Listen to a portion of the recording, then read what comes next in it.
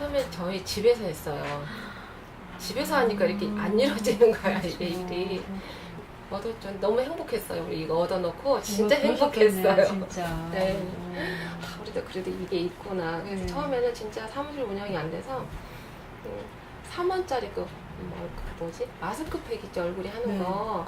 그거를 임원들이 다 접었어요. 그걸 이제 우리 부모의 이름으로 하면 또 이렇게 법인 하나 더 내야 되고, 그리고 또 비용이 많시다 보니까 그래야 돼서 개인명으로 그걸 받았어요.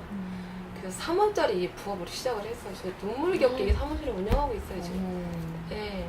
그러면서 냉장고도 하나 있어야 되겠고, 4월이 시작하다 보니까 애들도 또 여기 오면 더우고, 그 3원짜리 우리 냉장고도 할부로 구입을 하고. 근데 많은 분들이 진짜 많이 도와주셨어요. 이제 저희 알고서 그렇게 된 관계를 알지만 또 중증 장애인이다 보니까 뭐 시의회 쪽에서도 많이 도와주시고 너무 안타까워. 하고 그래서 또 많이 해주셨어요. 월세는 저희가 후원금으로 어떻게 충당이 되는데 전기요금이나 이런 관리비 자체는 안 되더라고요. 그래서 그 3원짜리 시작. 진짜 누가 알면 눈물 나 진짜. 사람 머리 뒤집어 쓰고 막 이랬어요. 법인이다 보니까 저희가 서툴죠 많이. 어디서 뭐 공문 하나를 보내라 그래도 막 시행착오를 많이 겪는 거예요. 저분이 많이 하시는데 회장님 못하겠어요. 또 중간에 하다 또 애 받으러 가야 되잖아요. 네, 그러니까 그게 참 힘들어요. 이번에 저희 한밤 그 여름 캠프도 작년이랑 재작년을 2년을 쉬었잖아요. 어머님들이 되게 힘들어하세요. 어머님들은 휴식을 주고 싶은데 2박 3일은 사실은 예산이 없고 1박 2일이라도 해서 어머님들한테 휴식을 주자 시작을 한 건데 공사자고 하기가 참 만만치가 않네요. 저희 캠프는 정말 그래서 중증들이 많아요. 다 봤거든요. 우리는 저희는 뭐 처음부터 초창기 때부터 뭐 이런 아이들은 안 돼요, 저런 아이들은 안 돼요 이렇게 받아본 적이 한 번도 없어요. 그냥 오겠다고 하면 다 받아요. 저희 부모의 그 장점이면서 대신 이제 일하는 사람들 힘들죠. 있는지 아셨어요? 태어나서 보면서? 태어나서 4살 때 알았어요. 그동안 애가 저녁에도 잠을 안 자고 낮에도 잠을 잘 안 자고 그래서 정말 얘는 좀 왜 이렇게 나를 힘들게 할까라는 걸 생각을 했지만 이 자폐라는 건 몰랐고 그때는 전체적으로 지적장애인으로 들어갔거든요. 근데 그때 어떤 방송에서 아침 무엇이든 물어보세요라는 프로그램이 오래됐어요, 그게. 근데 어떤 아이가 나오는데 이렇게 물건을 막 나열하고 색깔별로 분류하고 그러더라고요. 근데 그게 자폐래요. 근데 자폐가 뭔지도 몰랐고, 근데 우리 아이를 보니까 그런 행동을 하고 있었어요. 그래서 이제 그 강남 성모병원에 갔는데, 얘는 지적장애인이다. 자폐보다는 이쪽이 낫다. 그래도 가르치기도 조금 낫고, 왜냐면 쉽게 말하면 지적은 약간 부족하잖아요. 뭔가 이게 경계성에. 그래서 가르치면 초등학교 6학년 수준은 나와요. 하는데 그것도 사실은 저한테 충격이었죠. 내가 장애를 낳았다고? 그러면서. 그랬는데 점점점 이렇게 성장을 하면서 자폐 성향이 더 강하게 나오는 것 같아요. 이제는 어머님들이 한두 분씩 암에 걸려서 돌아가시는 걸 제가 봐요. 그러면 우리 애들은 그냥 버려지듯이 시설에 맡겨져요. 아빠들 손에. 근데 그건 어쩔 수 없는 것 같아. 그 아빠들을 뭐라 할 수도 없어요, 사실은. 그걸 막고자 최중증은 어디로 가냐면 제일 막 전라남도 끝에 막 부산 이렇게 가시거든요.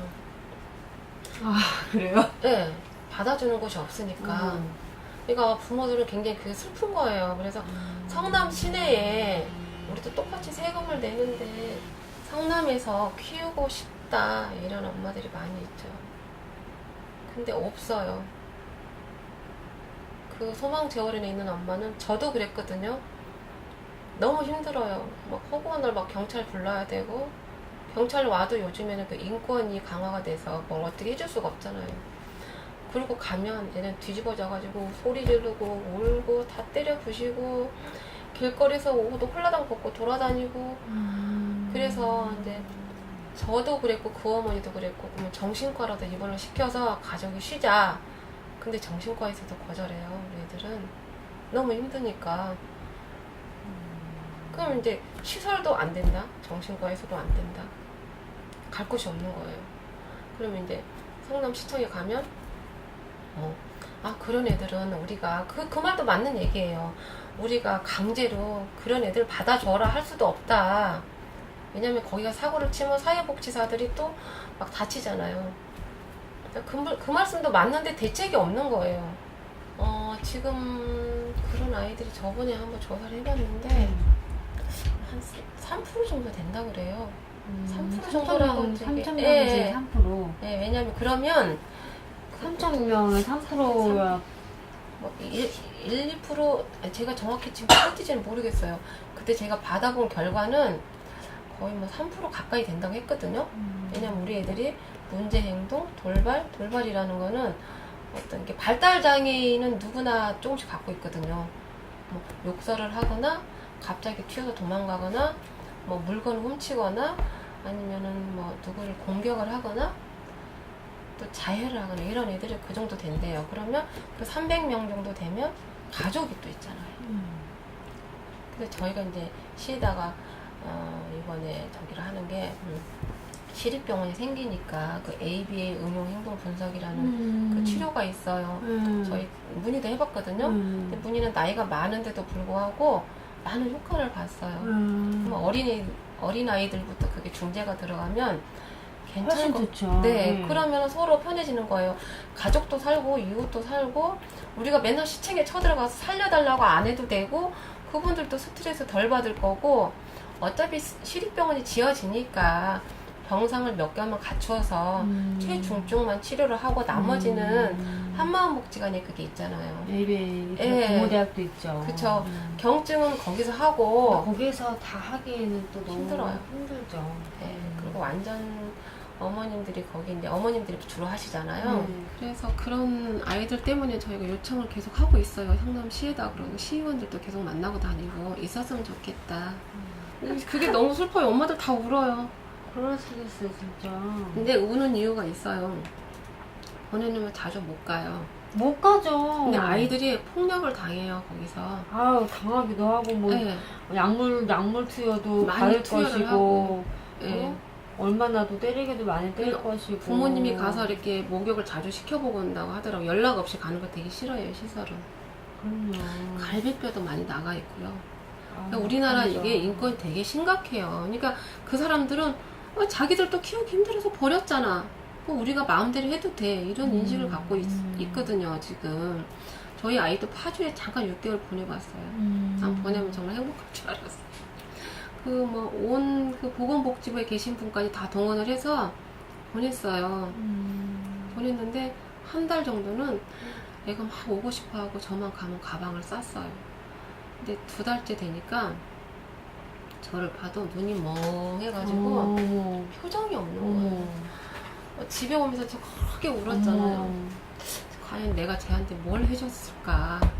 근데 생각을 해보니까 약만 먹였더라고요. 잠깐. 약만 먹이고 아무것도 해준 게 없었어요. 그때는 또 지금처럼 바우처가 이렇게 막 활성화된 게 아니라서 4만 원, 5만 원씩 되는 그 치료비를 감당을 못하니까 보내지도 못했어요, 저는. 근데 그동안 너무 힘들어서 나한테 쟤 보내놓고 한 6개월 동안 내가 여행하고 싶은 거 하고 할 거야 그랬는데 너무 미안하기도 하고 정신과 약 먹여서 잠만 재우고 해준 게 없더라고요. 근데 갈 때마다 이런 데가 막 이렇게 피가 묻어 있어요. 머리를 박아서. 그래서 시립아동병원에 서울 거기 원장님한테 사정해서 애를 입원을 시켰어요. 그게 아마 제가 애를 보내야 되는 그 마음의 준비가 덜 돼 있었는 것 같아요. 아마 마음의 준비가 딱 됐으면 이를 악물고 제가 안 데려왔을 거예요. 근데 마음의 준비가 덜 된 상태에서 그냥 딱 그때는 너무 죽겠으니까 보냈거든요. 맨날 밤마다 여기다 이렇게 다리 사이에 애를 끼고 막 밤새도록 있었어요. 왜냐면 뭐 이런 모서리 머리 박지 소리 지르지 울지 막 쫓아가서 발 굴르지 식구들 발로 걷어차지 이러니까 이게 거의 계속 하루 종일 그래요? 아니면은 그때는 하루 종일 그랬어요. 한 번 이렇게 발동이 되면 네, 하루 종일 누워서 그냥 대소변 다 싸고, 그땐 그랬어요. 그리고 이제 그 ABA라는 걸 알고서도 제가, 아, 이게 진짜 일찍 알았더라면 내 아이를 이렇게 만들지 않았을 텐데. 얘가 뭔가 이렇게 시켰을 때 하고 싶지 않으면 자해를 했어요. 그러면 저도 그랬고 학교 선생님도 그랬고 몰랐으니까 그래 하지 마. 막 때리고 피나니까 너 하지 마. 그럼 애는 되게 의사소통이 됐던 거야. 내가 하기 싫으면 때리니까 안 시키네. 그리고 옆에 선생님도 확 때리니까 혼나기는 하는데 안 시켜. 그리고 가만히 있으면 저도 편하잖아요. 편하니까 얘를 아는 척을 안 했어요. 가만히 있는데 괜히 가서 문이야 뭐해 그러면은 또 애가 갑자기 일어나서 막 뭐 해달라고 그러고 나 귀찮게 할까 봐서 그냥 뒀던 것 같아요. 근데 애가 막 울거나 소리 지르거나 어떤 문제 행동을 하면 식구들을 다 쫓아가서 너 왜 그래 울지 마 뭐 막 이렇게 막 한 소리씩 하잖아요. 근데 애는 그게 관심으로 받아들였대요. 내가 얌전히 가만히 있으니까 너무 심심한데 내가 이런 어떤 안 좋은 행동을 할 때마다 막 식구들이 와가지고 한마디씩 하는 거예요. 자기는 그게 즐겼던 거라고 하더라고요. 그게 얼마나 무지했던 건지.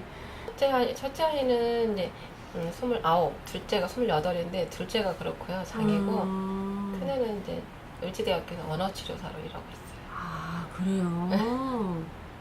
근데 일부러 거길 간 거예요? 아니면 글쎄 우리 애들이 대체적으로 이렇게 힘든데 사회복지 쪽으로 많이 가더라고요 또 본인이. 이 아이는 우리 아이가 처음에 언어치료를 하고 싶은데 받아주는 곳이 없었어요.